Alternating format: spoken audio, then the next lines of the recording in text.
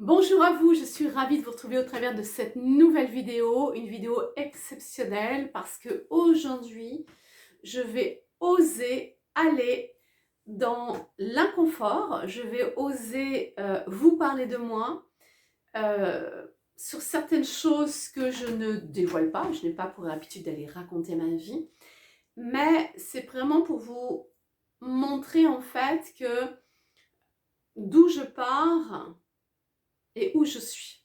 Vous puissiez bien comprendre comment ça s'est passé aussi moi au travers de ma vie, parce que je suis une personne bien comme tout le monde, avec des choses magnifiques, des choses un peu plus difficiles à vivre, et comment je gère tout ça, et comment je garde mon focus sur ce que j'ai envie de créer dans ma vie, et comment je fais pour y arriver. Alors, commençons par le commencement.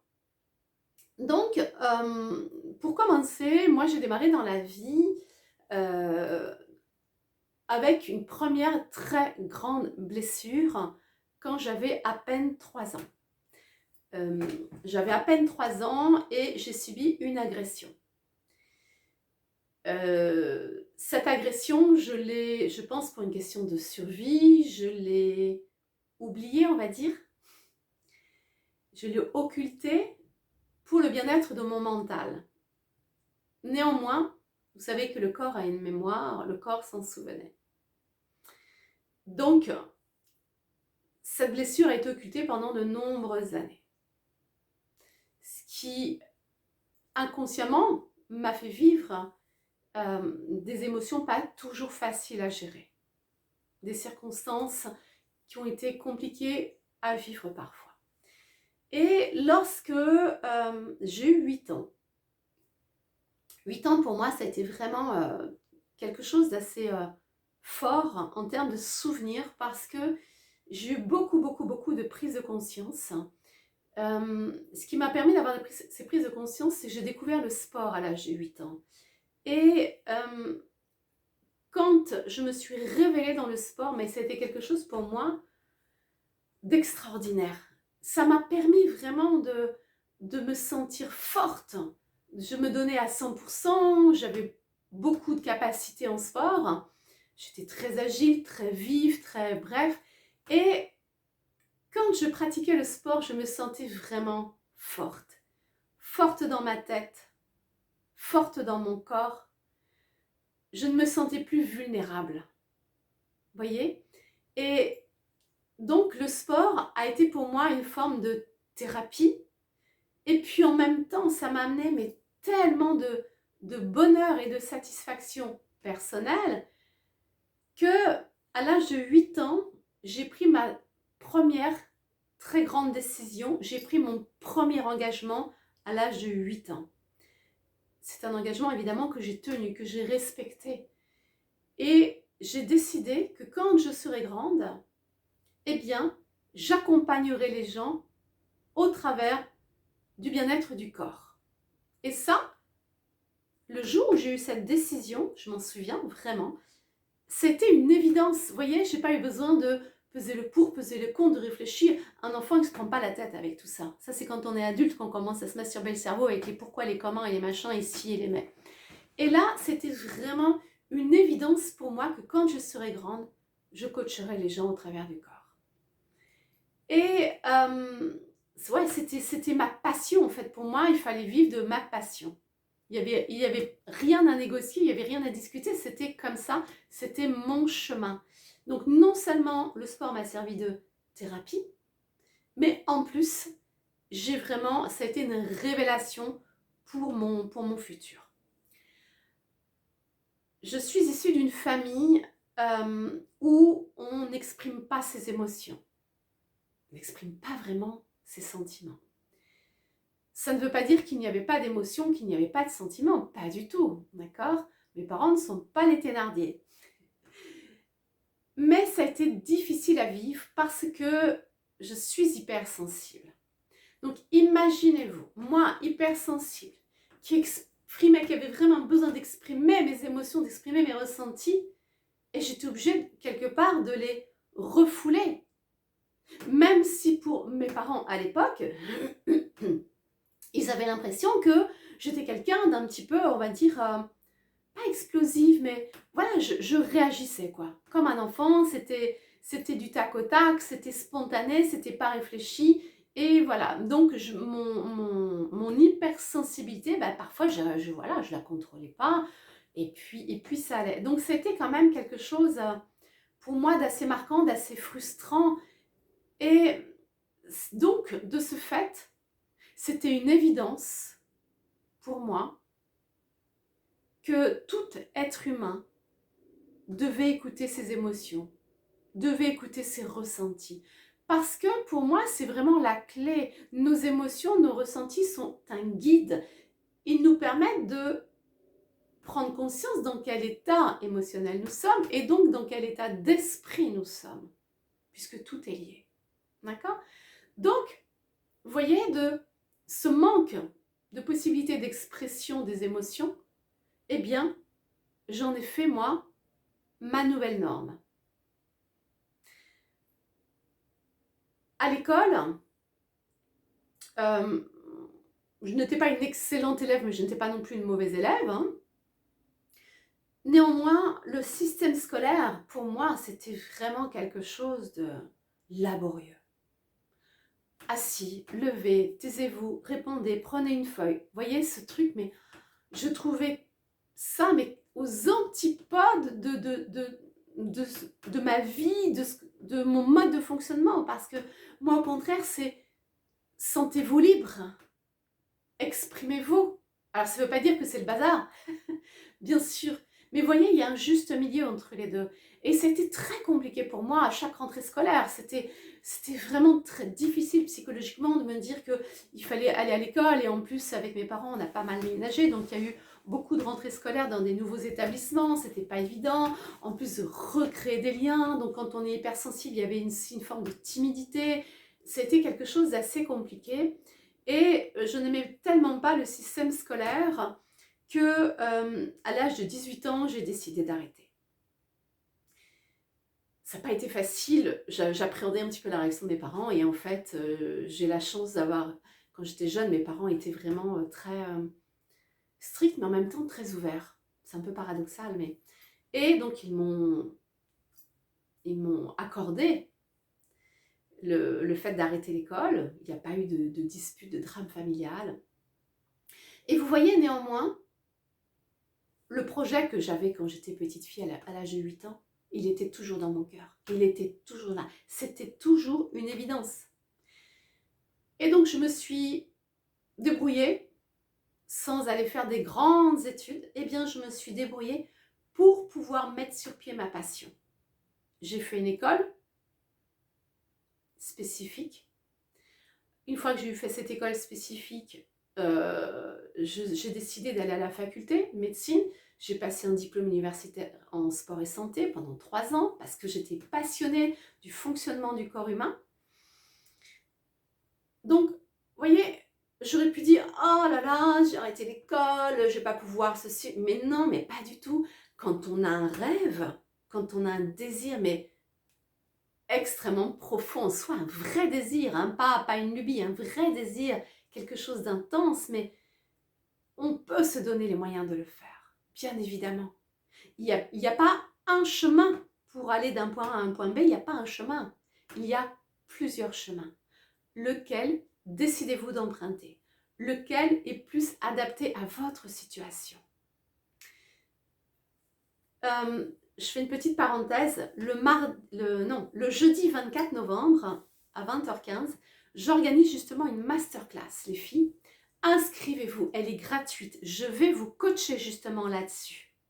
J'ai un projet, je suis en position A, je veux aller en position B, d'accord? Quel que soit votre projet, perso, privé, pro, on s'en fout, quel que soit votre projet.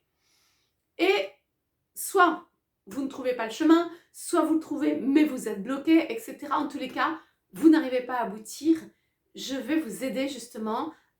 Donc ça va être une masterclass vraiment de mise en pratique. Hein. Il n'y aura pas de théorie, de blabla, parce que c'est pas ça qui nous fait avancer. Ce qui nous fait avancer, c'est le passage à l'action.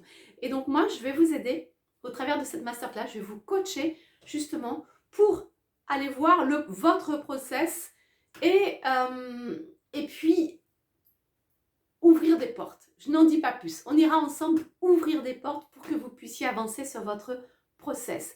Vous n'aurez pas besoin de vous dévoiler, de raconter votre vie devant tout le monde. Pas du tout, pas du tout. La façon dont je travaille va vous permettre de faire ça dans votre coin, chez vous, tranquillement. Vous avez envie d'échanger, formidable. Vous n'avez pas envie d'échanger, ben vous n'échangez pas de souci. Ok? Totale liberté. Donc inscrivez-vous, il y aura un lien en dessous, au-dessus, à côté, je ne sais pas trop, mais en tous les cas, il y a un lien, masterclass du 24 novembre. J'en reviens donc à mon histoire. Il y a eu un épisode de ma vie qui a été extrêmement important, extrêmement douloureux, je peux même dire traumatisant. Quand on le vit, c'est traumatisant. Pendant 10 ans avec mon mari, nous avons fait un circuit PMA, procréation médicale assistée, pour avoir des enfants. Ça a été 10 ans, alors je ne sais pas si parmi vous, il y en a qui sont passés par là, mais 10 ans de... terrible. Ça a été terrible et psychologiquement, parce qu'en fait, vous arrivez en haut, vous êtes dans l'espoir, et vous vivez un échec, vous redescendez. Et à nouveau, on recommence le protocole. Vous repartez dans l'espoir, et puis un échec, on redescend. Et je n'ai fait que ça, X fois. Donc, au niveau de l'esprit, on morfle. Le corps, ben, croyez-moi, c'est pas facile parce que les traitements sont très lourds. Les contraintes sont lourdes entre les piqûres de stimulation, entre les contrôles échographiques, entre les contrôles par prise de sang, entre les différentes injections de déclenchement. C'est en plus jongler avec les rendez-vous médicaux et le job parce que je ne voulais absolument pas m'arrêter de travailler parce que pour moi c'était important. C'était, j'allais dire, je ne vais pas dire une question de survie, mais en fait d'avoir continué à travailler m'a énormément aidée psychologiquement. Et c'est une sacrée épreuve que je ne souhaiterais à personne. Et néanmoins, avec le recul, si vous saviez ce que j'ai pu apprendre au travers de cette expérience, c'est énorme. Ah, croyez-moi, on apprend l'humilité. Ça, pour apprendre l'humilité, je ne vais pas rentrer dans les détails, mais en tant que femme, avec tous les examens qu'on a à faire, croyez-moi, on met sa fierté dans sa poche, son mouchoir par-dessus et on y va. Ça apprend aussi la persévérance. On prend sur soi. Quand il faut se faire les piqûres, parce qu'au bout d'un moment, j'ai fait le choix de me faire les piqûres, parce que quand vous avez l'infirmière qui vous plante en plein milieu de traitement et qui risque de mettre le traitement en l'air, croyez-moi, c'est aussi très, très, très, très traumatisant. Donc, j'ai fait le choix de me piquer moi-même. Ça n'a pas été quelque chose de facile, parce que à l'époque, j'avais peur des piqûres. Et vous voyez, donc j'ai vraiment appris et je me suis découverte des forces que je ne soupçonnais même pas en moi, une persévérance. Je me suis découverte, mais sincèrement, de nombreuses qualités. Et j'ai appris mais vraiment beaucoup de choses, et sur moi, mais aussi sur les autres. Pourquoi? Parce que quand vous avez 30 ans, 35 ans, 40 ans, que vous êtes avec un groupe de femmes et on discute, très souvent, la conversation bifurque un peu sur les enfants. Et puis, j'ai eu le droit à des réflexions, donc je ne racontais pas à tout le monde que j'étais en PMA parce que voilà, je n'avais pas envie qu'on me bassine avec ça, j'avais envie d'avoir une vie normale et pas sans arrêt d'avoir des gens qui viennent me rappeler que voilà, ah, c'est dur, c'est ci, cela, non, merci. Et donc, j'ai eu des réflexions du style, ah oui, mais toi, tu peux pas comprendre, t'as pas d'enfant. L'air de dire, mais de toute façon, vu comment tu es égoïste sans enfant, c'est voilà. Bon, vous vous prenez ça en pleine tronche, c'est pas facile, mais à aucun moment j'ai eu envie de me justifier. À aucun moment j'ai eu envie de dire, ah non mais attends, tu sais, ouais j'ai pas d'enfant, mais tu sais, vraiment, je souffre, je suis en PMA. Mais non, pense ce que tu veux. Tu ne me connais pas, tu te fais un jugement, ben, c'est ton droit. Mais sincèrement, ça ne me touche pas. Moi, je sais où j'en suis. Je connais mes valeurs. Je me respecte. Liberté de chacun. Mais par contre, quand je vois quelqu'un qui a ce type de posture, de jugement sans connaître les gens, il est évident que j'aurais plutôt tendance à m'éloigner de ce type de personne. C'est pas trop ma tasse de thé. Vous voyez, donc ça rajoute encore de la difficulté à ce que j'étais en train de vivre. De cette expérience, mais j'ai vraiment tiré beaucoup, beaucoup, beaucoup, beaucoup de bénéfices, contrairement à ce que l'on pourrait imaginer. Beaucoup de bénéfices. Comme je vous l'ai dit, parce que déjà, j'ai appris énormément sur moi. Et en plus, avec mon mari, j'ai vraiment la chance de vivre une vie de couple, je dirais, on se complète, on est en harmonie. Alors, ça ne veut pas dire que notre vie de couple est parfaite tous les jours, hein, rassurez-vous, parfois, il y a quelques petites disputes, mais ça va, voilà, ça va jamais très très loin. Mais en tous les cas, ce que ça m'a vraiment permis de faire, c'est de me dire, ok, tu n'as pas d'enfant et tu n'en auras pas. Mais tu as tellement la chance d'avoir un mari merveilleux avec qui tu t'entends bien. Mais profite. Et avec mon mari, nous avons pris l'engagement, lorsque nous avons décidé d'arrêter ce protocole, nous avons pris l'engagement de profiter de la vie tous les deux ensemble. Et c'est ce que nous faisons depuis plusieurs années. On profite de la vie tous les deux ensemble. Et c'est notre force. On est complémentaires. C'est vraiment une richesse. Oui, on n'a pas d'enfants, mais on a d'autres choses. Vous voyez ? Autre expérience que je voudrais aussi partager avec vous, parce qu'il y en a sûrement qui sont dans cette situation. Quand on a, 2 fois ça m'est arrivé d'avoir des employeurs non respectueux. Qu'est-ce que ça veut dire non respectueux ? Dans ma situation, j'ai eu un employeur qui n'était pas le patron, mais qui était le directeur, qui voulait s'octroyer un droit de cuissage. Bon, pourquoi pas ? Il a le droit. Il a le droit de l'imaginer. Il a le droit de le vouloir. Et après, comme je lui ai dit, moi, je suis en droit d'accepter ou de refuser. Et en l'occurrence, je refuse. Et à partir de ce jour-là où j'ai refusé, bon, il m'a un peu pourri la vie, professionnellement parlant. Et donc, je suis allée le voir. Et je lui ai dit que puisqu'il me pourrissait la vie, que j'allais dénoncer. Voilà. Et que je n'allais pas me laisser faire. Et que j'allais sûrement, moi, me faire virer, mais que lui aussi allait se faire virer. Et je vous passe les détails. Je me suis fait virer, puisque moi je ne voulais pas démissionner, donc j'ai négocié un départ. Et lui, il s'est fait virer 2 mois après. Alors, je n'ai pas l'esprit vengeur. C'est pas là-dessus que je vais mettre l'accent. Mais vous voyez, quand il n'y a plus de discussion possible, quand à un moment quelqu'un en arrive à un stade de l'acharnement, les filles, il faut réagir. On n'est pas là pour se laisser faire. Donc, quand vous êtes mal dans un job, quelle que soit la raison, d'accord ? Prenez des initiatives, négociez un licenciement, partez, mais ne restez pas dans cet état de souffrance. Vous vous désalignez complètement de qui vous êtes. Et ça va inévitablement impacter votre vie privée, donc réagissez. Ne subissez pas outre mesure. Quand vous voyez qu'il n'y a plus d'issue possible, réagissez. Quand j'y réagissais, on n'attendait pas qu'il n'y ait plus d'issue pour réagir, c'est déjà, il faut commencer, et quand il n'y a plus d'issue, partez. N'ayez pas peur de partir, n'ayez pas peur de démissionner. Du travail, vous en retrouverez. Et si vous êtes en état d'urgence, peut-être que vous prendrez un job temporaire, le temps de retrouver un vrai job qui vous convient, vous voyez. Mais c'est très important de se sentir en équilibre, de se sentir aligné, de se sentir respecté. Donc, respectez-vous aussi, réagissez. Et dernière chose que je voulais partager avec vous, en parlant d'alignement. Vous voyez, moi j'ai vécu de ma passion pendant 10 ans.